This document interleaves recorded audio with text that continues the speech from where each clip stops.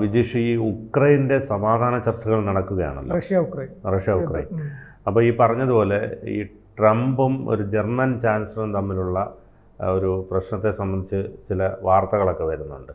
അപ്പോൾ ട്രംപ് ഒന്നാമത് മൊത്തത്തിൽ അസ്വസ്ഥനായി നിൽക്കുന്ന ഒരു സാഹചര്യത്തിലാണ് ഇപ്പോൾ ഈ ജർമ്മൻ ചാൻസലറായിട്ടുള്ള ഈ വിഷയം പൊങ്ങി വരുന്നത്. എന്താണ് സംഭവം? അതായത് ഈ കുറേ വർഷങ്ങളായിട്ട് നടക്കുന്നതാണ് റഷ്യ ഉക്രൈൻ തമ്മിലുള്ള യുദ്ധം. അപ്പോൾ റഷ്യ ഉക്രൈൻ തമ്മിലുള്ള യുദ്ധം അവസാനിപ്പിക്കാൻ പലരും സംസാരിക്കുന്നുണ്ട്, പക്ഷെ നടക്കാറില്ല. പിന്നെ പ്രധാനപ്പെട്ട ഒരു കാര്യം എന്ന് വെച്ച് കഴിഞ്ഞാൽ ലോകത്തുള്ള സകല യുദ്ധവും അവസാനിപ്പിക്കുന്നത് ഞാനാണ് എന്ന് പറഞ്ഞു നടക്കുന്ന ഒരാളാണല്ലോ അമേരിക്കയുടെ പ്രസിഡന്റ് ട്രംപ്.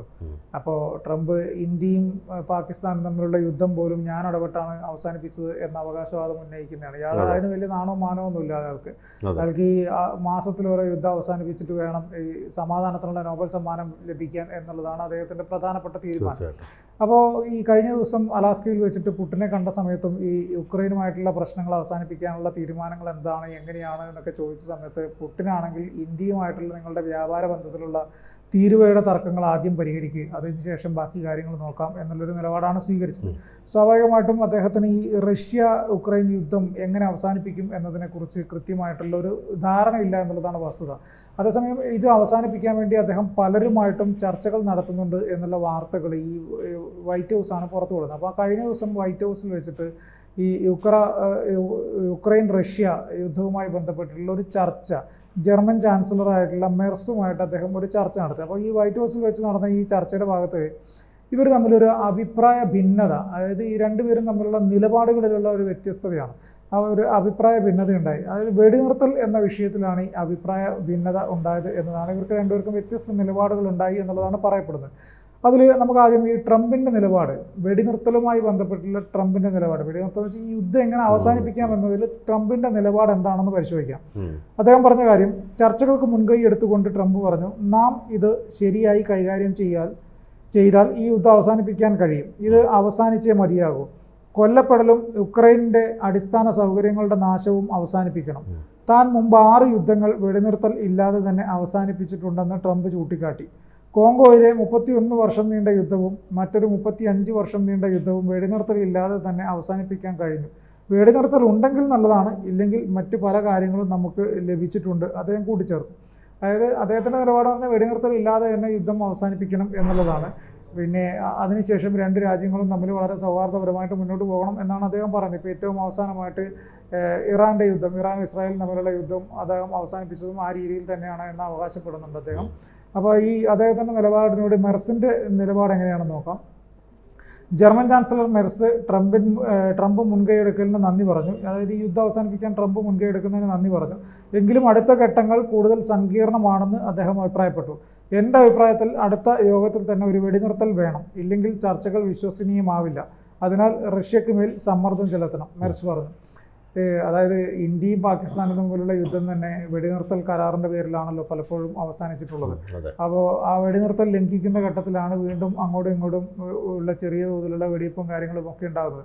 അപ്പോൾ ഈ വെടിനിർത്തൽ ഒരു കരാറായിട്ട് എഴുതി അത് അവസാനിപ്പിക്കണം എന്നുള്ളതാണ് ഈ മെർസ് ആവശ്യപ്പെട്ടിരിക്കുന്നത്. പക്ഷേ ട്രംപിൻ്റെ നിലപാട് വെടിനിർത്തൽ കരാറുണ്ടെങ്കിൽ ഒക്കെ നല്ലത്, പക്ഷേ അതിൻ്റെ ആവശ്യമില്ല, അല്ലാതെ തന്നെ സംസാരിച്ച് തീർക്കാവുന്ന കേസേ ഉള്ളൂ എന്നാണ് അദ്ദേഹം പറഞ്ഞത്. ഇനി ഇതിനോട് യൂറോപ്യൻ യൂണിയൻ ഏത് രീതിയിലാണ് പ്രതികരിച്ചതെന്ന് കൂടി നോക്കണം. ചർച്ചയിൽ പങ്കെടുത്ത യൂറോപ്യൻ യൂണിയൻ പ്രസിഡന്റ് ഉർസുല യുക്രൈനായി നീതിപൂർവകവും ദീർഘകാലികവുമായിട്ടുള്ള സമാധാനം കൊണ്ടുവരാനുള്ള കൂട്ടായ ശ്രമങ്ങളെക്കുറിച്ച് സംസാരിച്ചു.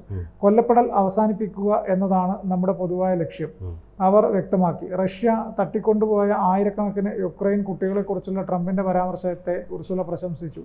എല്ലാ കുട്ടികളെയും അവരുടെ കുടുംബങ്ങളിലേക്ക് തിരിച്ചെത്തിക്കേണ്ടത് ചർച്ചകളിലെ പ്രധാന മുൻഗണനയായിരിക്കണമെന്നും അവർ ഊന്നി പറഞ്ഞു. ഇനി ഇതിൽ നാറ്റോയുടെ ധനസഹായം എങ്ങനെ, അതിനെക്കുറിച്ചുമൊക്കെ ചർച്ച വന്നിട്ടുണ്ട്. യുദ്ധം അവസാനിപ്പിക്കാൻ ഉക്രൈനിൽ നൽകുന്ന ധനസഹായത്തെ ട്രംപ് അഭിനന്ദിച്ചു. നാറ്റോ രാജ്യങ്ങൾ പ്രതിരോധത്തിനായി തങ്ങളുടെ GDP-യുടെ 2% ചെലവഴിക്കുന്നതിൽ നിന്ന് 5% വർദ്ധിപ്പിച്ചത് വലിയൊരു മുന്നേറ്റമാണെന്ന് അദ്ദേഹം പറഞ്ഞു.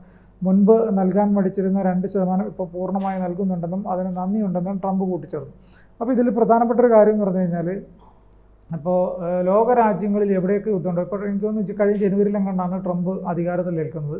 ഇപ്പോൾ 8 മാസമാകാൻ പോകുന്നു. അതിൽ 6 മാസവും അദ്ദേഹം യുദ്ധം അവസാനിപ്പിക്കാൻ വേണ്ടി ഇടപെട്ടിട്ടുണ്ട് എന്നുള്ളതാണ് പറയപ്പെടുന്നത്. അപ്പോൾ അങ്ങനെ ഞാൻ കഴിഞ്ഞ ഓരോ മാസത്തിലും ഓരോ യുദ്ധം അവസാനിപ്പിച്ചു എന്ന രീതിയിൽ അദ്ദേഹം പറഞ്ഞതിൻ്റെ അടിസ്ഥാനത്തിൽ എനിക്ക് സമാധാനത്തിനുള്ള നോബൽ സമ്മാനത്തിന് അർഹതയുണ്ട്. വിവിധ രാജ്യങ്ങളിലെ അവിടുത്തെ പ്രധാനപ്പെട്ട ആളുകളുമായിട്ടൊക്കെ ചർച്ച നടത്തിയിട്ട് ആ രാജ്യങ്ങളെ കൊണ്ട് നോബൽ സമ്മാനത്തിന് എനിക്ക് അർഹതയുണ്ട് എന്നുള്ള കാര്യം പൊതുസമൂഹത്തിന് മുന്നിൽ അവതരിപ്പിക്കാനുള്ള ശ്രമങ്ങൾ നടത്തേണ്ടത്. അതിൽ ഏറ്റവും ആദ്യം പറഞ്ഞിരിക്കുന്നത് ഈ പറഞ്ഞ അസീം മുനീറാണ്, പാകിസ്ഥാൻ്റെ സൈനിക മേധാവി. അതോടൊപ്പം തന്നെ കാനഡയെ കൊണ്ട് ഇതേ ആവശ്യം, അതായത് ട്രംപിന് സമാധാനത്തിലുള്ള നോബൽ സമ്മാനത്തിനുള്ള അർഹതയുണ്ട് എന്നൊരാവശ്യം അവരും മുന്നോട്ട് വെച്ചിട്ടുണ്ട്. അപ്പം പ്രധാനമായിട്ടും ഇദ്ദേഹം ചെയ്യുന്ന പണിയെന്ന് വെച്ച് കഴിഞ്ഞാൽ വിവിധ രാജ്യങ്ങളിലെ അവിടുത്തെ യുദ്ധങ്ങളെല്ലാം അവസാനിപ്പിക്കുക. ആ യുദ്ധങ്ങൾ അവസാനിപ്പിച്ച് കഴിയുമ്പോൾ ഇരു രാജ്യങ്ങളെ കൊണ്ടും സമാധാനത്തിലുള്ള നോബൽ സമ്മാനം ട്രംപിന് കൊടുക്കണം എന്ന് അവരെ കൊണ്ട് പറയിപ്പിക്കുക. ഇതാണ് ഇദ്ദേഹത്തിൻ്റെ പ്രധാനപ്പെട്ട രീതി. അപ്പോൾ അങ്ങനെ വന്നു കഴിഞ്ഞ ഘട്ടത്തിലാണ് ഈ കുറേ വർഷങ്ങളായിട്ട് തുടരുന്നതാണ് ഉക്രൈനും റഷ്യയും തമ്മിലുള്ള യുദ്ധം. റഷ്യയെ സംബന്ധിച്ചിടത്തോളം ഉക്രൈനെ നശിപ്പിക്കാൻ വലിയ സമയമൊന്നും വേണ്ട, പക്ഷേ അവർ ചെറിയ തോതിൽ ഒരു പണികളാണ് കൊടുത്തുകൊണ്ടിരിക്കുന്നത്. വലിയ ഒറ്റയടിക്ക് റഷ്യക്ക് തീർക്കാവുന്നതേ ഉള്ളൂ ഉക്രൈൻ. പക്ഷേ അത് ചെയ്യാതെ പതുക്കെ ചെറിയ യുദ്ധങ്ങൾ, ചെറിയ പൊട്ടലും ചീറ്റലൊക്കെ ആയിട്ട് അങ്ങനെ ആണ് കൊണ്ടുപോയിക്കൊണ്ടിരിക്കുന്നത്. ഒരു സമാധാനം എന്ന രീതിയിലേക്ക് ഇതുവരെ എത്തിയിട്ടില്ല. അപ്പം പല രീതിയിൽ പല കോണുകളിൽ നിന്ന് പലരും ആവശ്യപ്പെടുന്നുണ്ട്. പക്ഷേ ഈ നോബൽ സമ്മാനമോഹിയായിട്ടുള്ള ട്രംപ് ഇപ്പോൾ ശക്തമായിട്ട് അതിന് രംഗത്തെത്തുകയാണ്. വെടിനിർത്തലെങ്കിൽ വെടിനിർത്തൽ, അല്ലാത്ത രീതിയിലാണെങ്കിൽ അല്ലാത്ത രീതിയിൽ ഈ ഒരു കരാറുണ്ടാക്കുകയോ ഒക്കെ ചെയ്തിട്ട് ഈ യുദ്ധം എങ്ങനെയെങ്കിലും ഒന്ന് അവസാനിപ്പിക്കണം എന്നുള്ളതാണ് അദ്ദേഹത്തിൻ്റെ ആവശ്യം. ആ ആവശ്യം എത്രത്തോളം പരിഗണിക്കപ്പെടും, അല്ലെങ്കിൽ റഷ്യയും ഉക്രൈനും തമ്മിലൊരു സമാധാന ചർച്ചയ്ക്ക് തയ്യാറാവുമോ എന്നതിനെക്കുറിച്ചൊന്നും ആർക്കും വലിയ ധാരണയൊന്നുമില്ല.